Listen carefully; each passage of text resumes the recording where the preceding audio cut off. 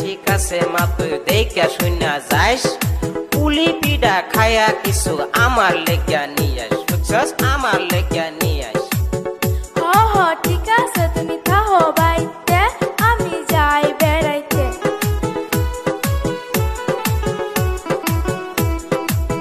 ও মামি আসুনি বাড়ি